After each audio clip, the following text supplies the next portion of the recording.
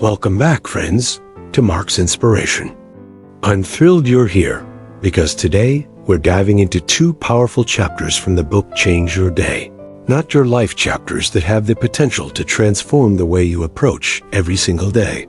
First, we'll explore Chapter 1, A Secret Behind the Magic, where Andy Corr reveals the hidden truth about lasting change.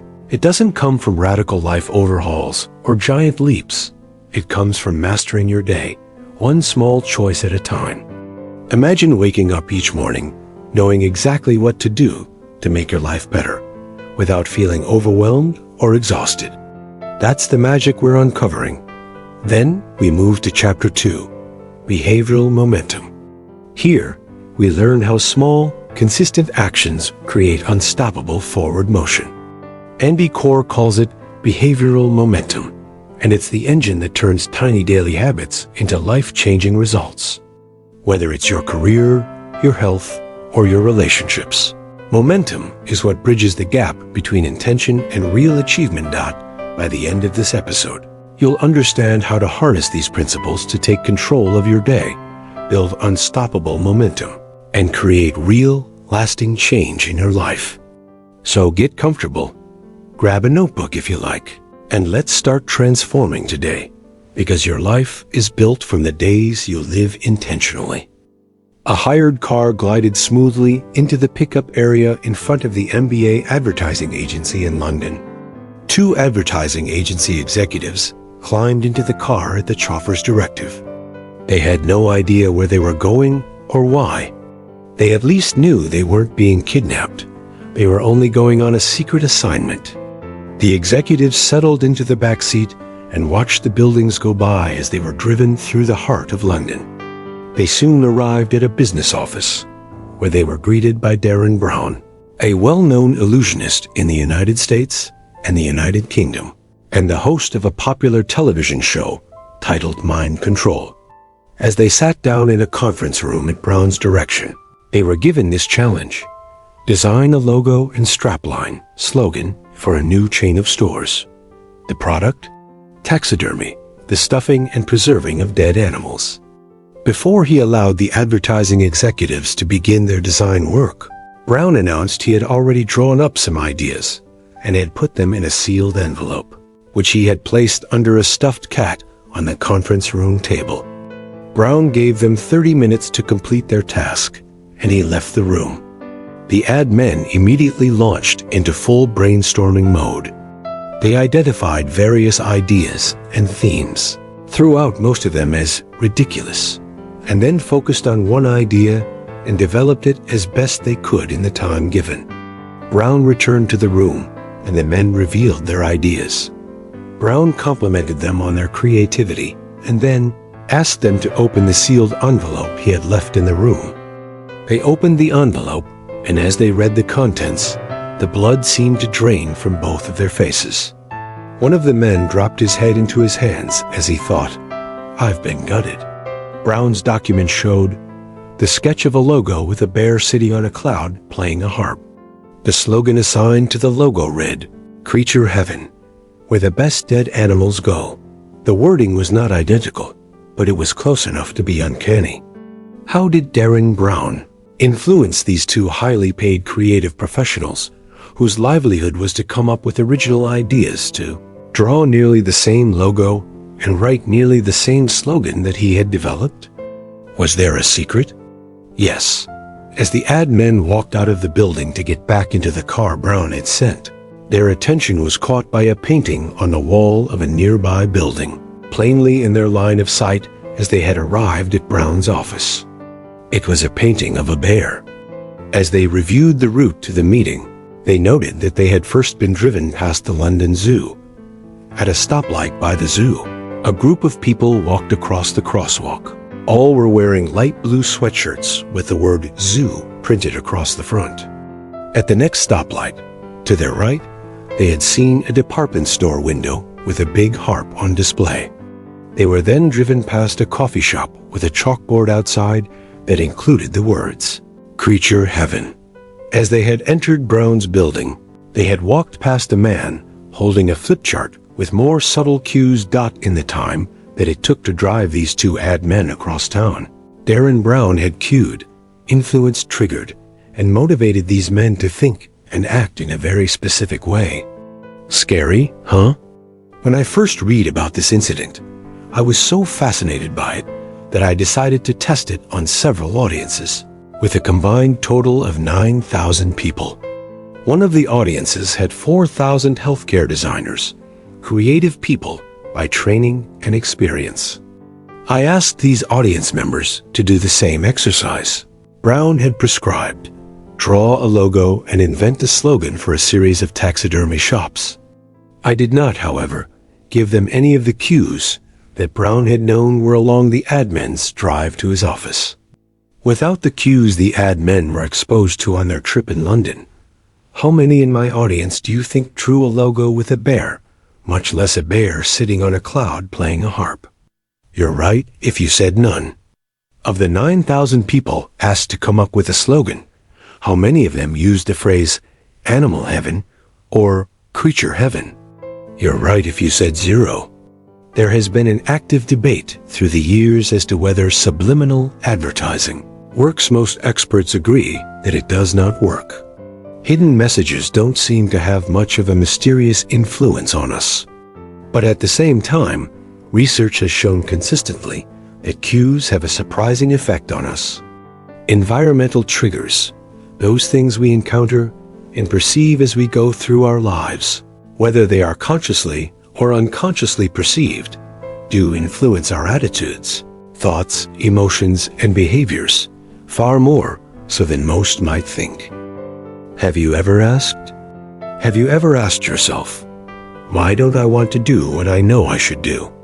Have you ever thought, why don't I seem to be as happy as I should be, given what is going on in my life?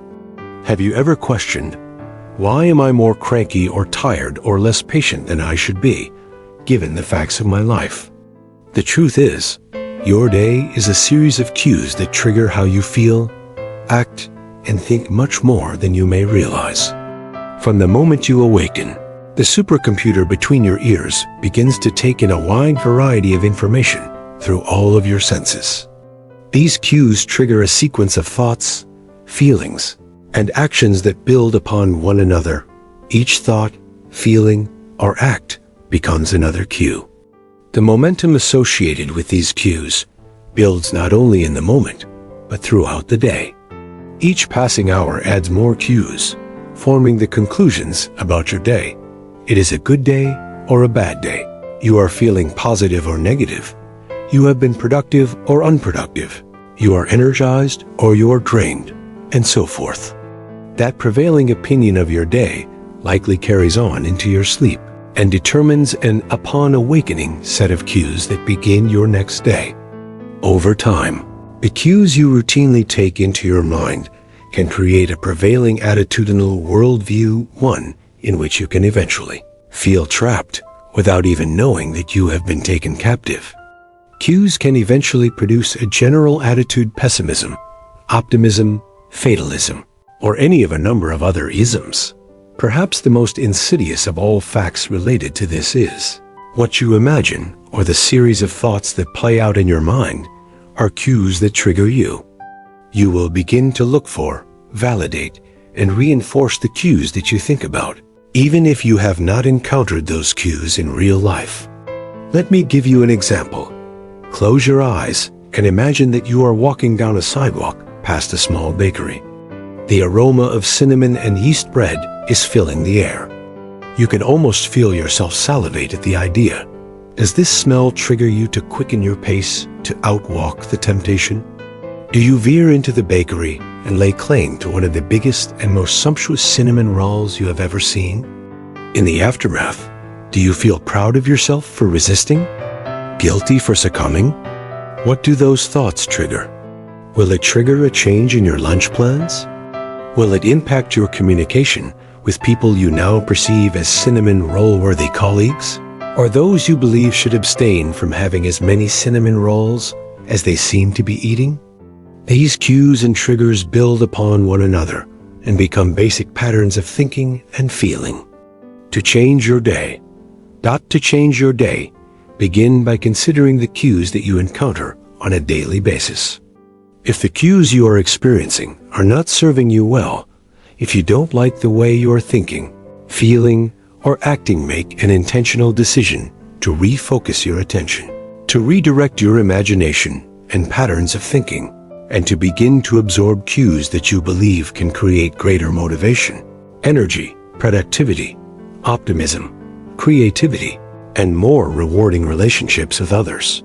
People who thrive in a high-demand world take a more intentional approach to what they perceive, choose to really look at their world, and be aware of what is being absorbed into their conscious and subconscious minds. Build their daily life so that it consistently cues greater and greater positive energy.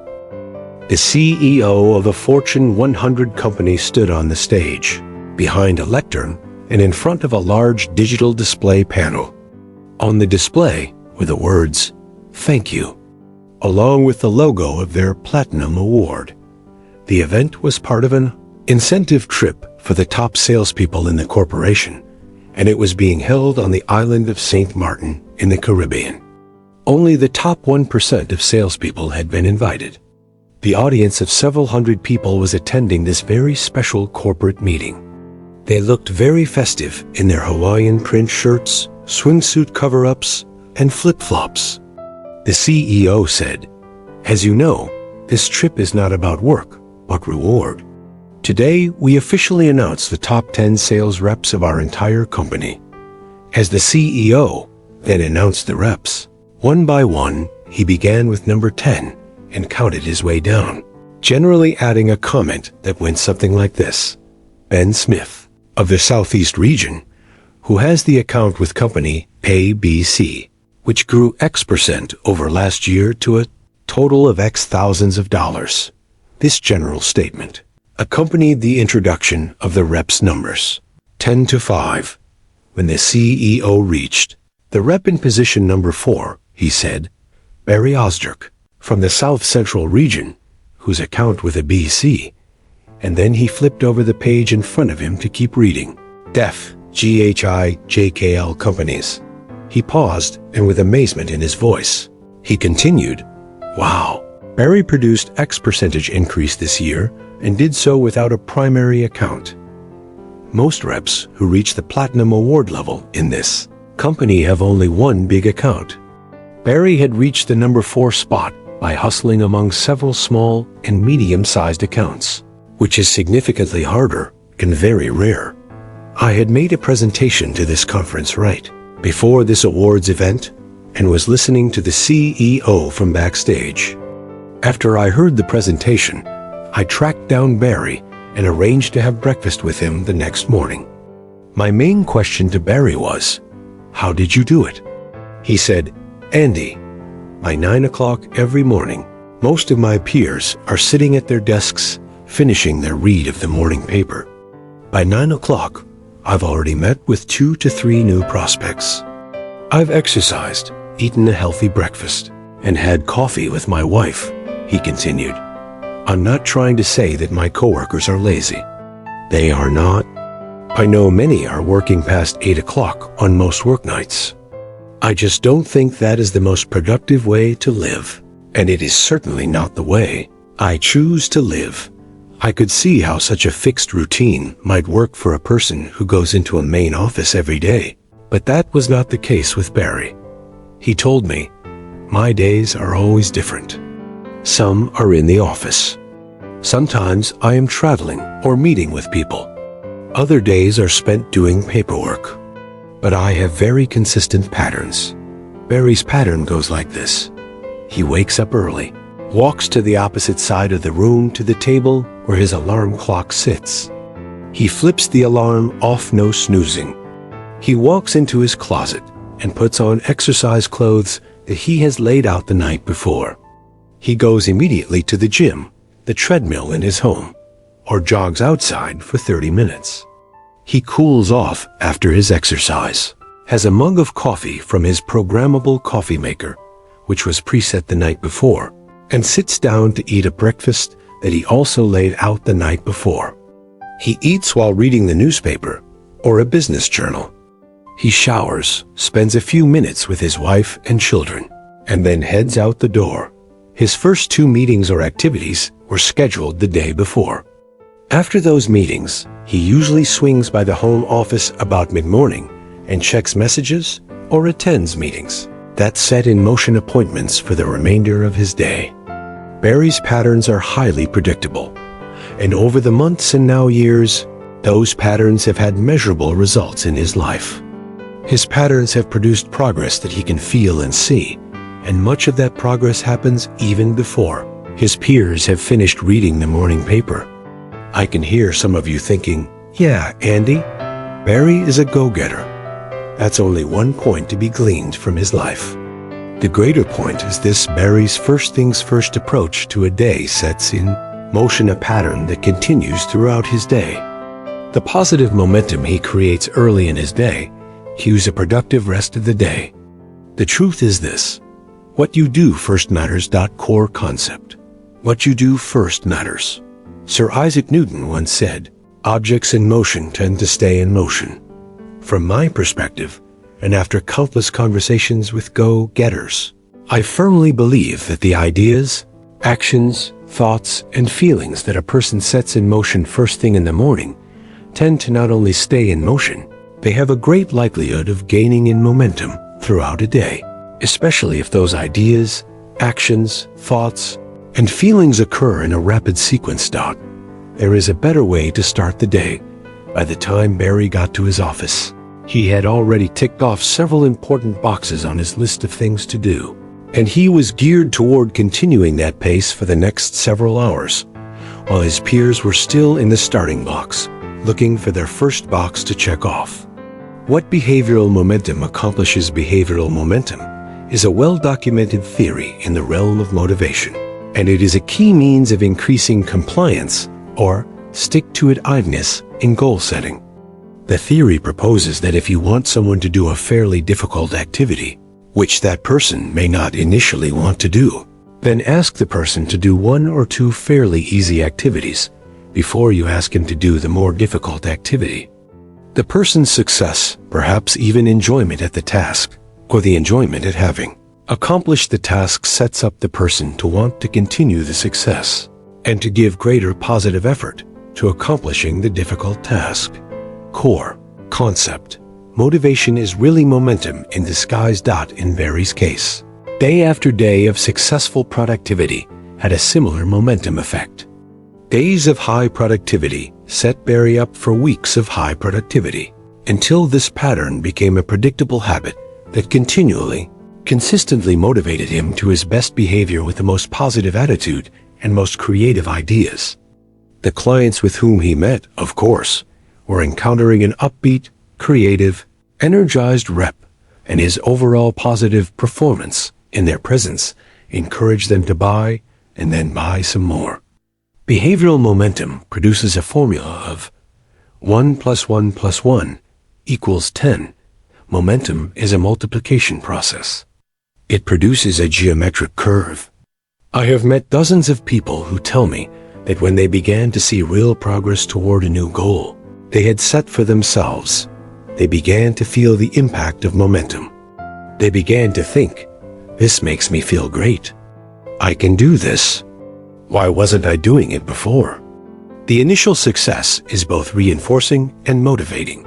But what happens if a person gives up or falls out of the new routine?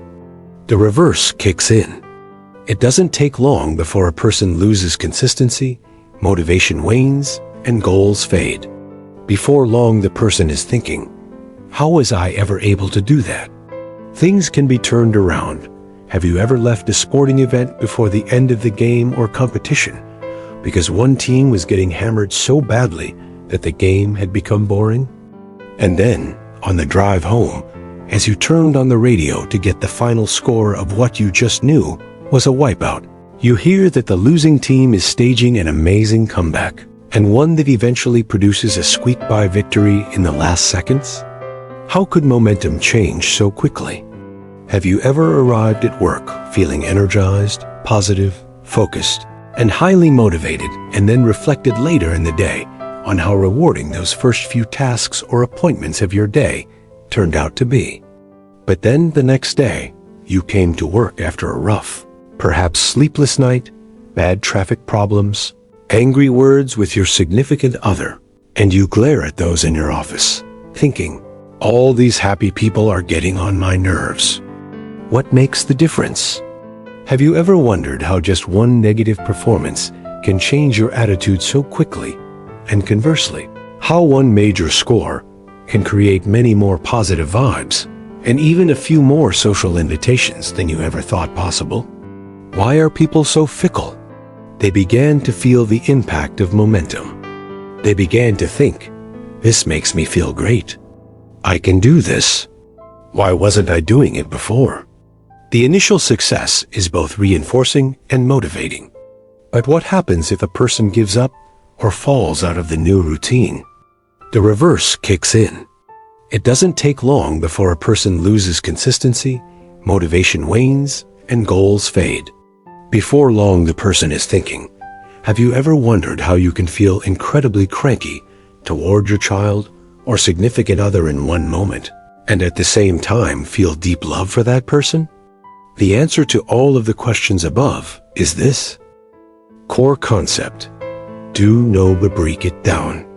Do, know, be. What you do usually starts a cycle that triggers a deeper understanding of what you KNOW. Information, ideas, attitudes, feelings, which results in a state of being, your character. This is counter to what many people believe. They think that a person has a character that is intact, and out of this, a person learns facts or produces ideas and feelings, and this knowledge base motivates the person's behavior. This belief that if you know something is important and worthwhile, then you should want to do it, is one of the primary drivers of the ultimately frustrating question. Why don't I do what I know I should? Study after study in behavior change show that the opposite is true.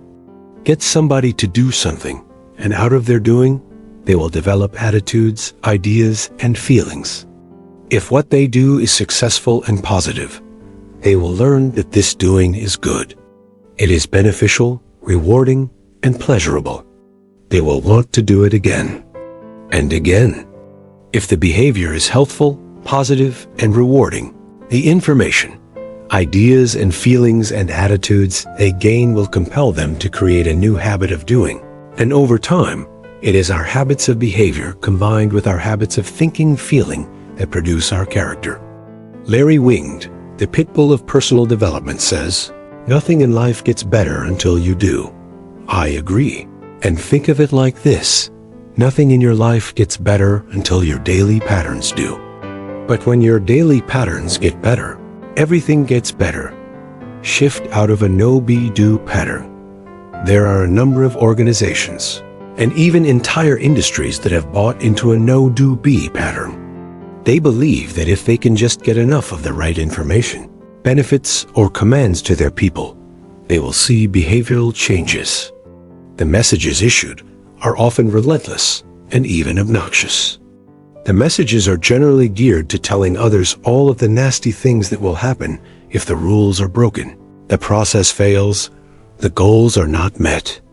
And conversely, messages are given that tell all of the wonderful things that may happen if the messages are heeded. We need to get real about this. The truth is that the vast majority of people KNOW that continual absenteeism is going to result in workplace discipline and perhaps the loss of a job. The vast majority of people in our culture KNOW that smoking is bad for you, that you should buckle your seatbelt, that drugs are bad for a teenager, and that obesity can have all sorts of health consequences, none of them good. Awareness campaigns are only effective if the people being given the messages are unaware. Let me be very practical in giving an example. Let's say that your company wants its employees, including you, to have your blood drawn and tested once a year to ensure you stay healthy. Telling you that you should get your blood tested is helpful, but not the most effective thing to do. It is far more effective if a mobile blood testing van is invited to pull into the parking lot outside your office. And what is even more effective is a supervisor who asks you, When do you want to take off to go get your blood tested? Let's schedule it right now on my calendar so I know when you will be away, just like we schedule vacation time. Such a supervisor is not approaching you from a KNOW perspective, but from a behavioral do perspective.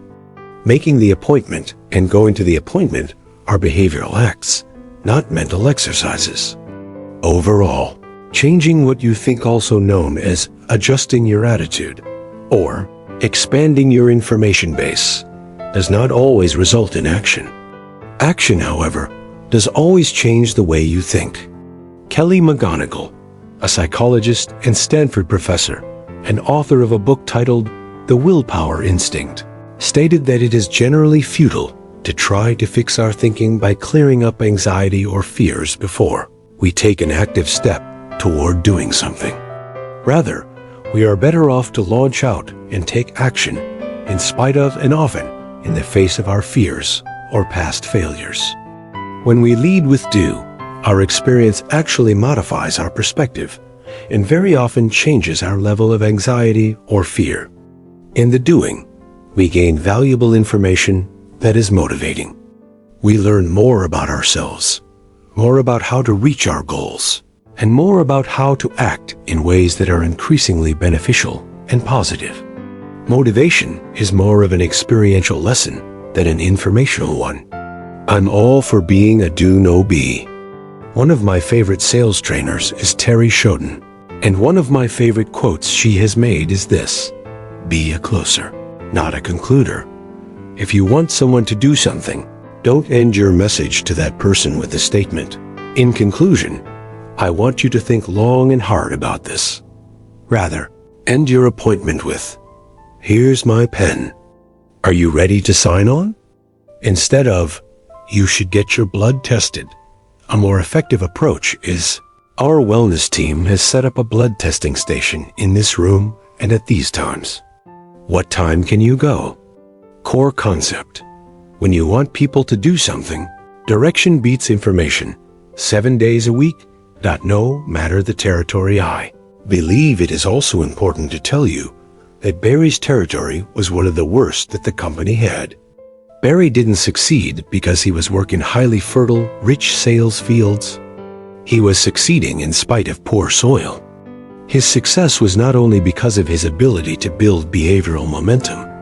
Barry is a river. To change your day, remember, nothing in your life gets better until your daily patterns do. But when your daily patterns get better, everything gets better. Be a do-no-be. Lasting motivation is an experiential lesson. Take time to reflect on the way your daily behaviors produce attitudes, feelings, and ideas. Consider how you can proactively design your daily life so that you are fueling the person you want to be. Thank you for joining me for this full exploration of Chapter 1 of Change Your Day, Not Your Life. I hope you've gained clarity, inspiration, and practical steps to transform your daily life. Remember, friends, don't try to change your whole life at once. Start with your day.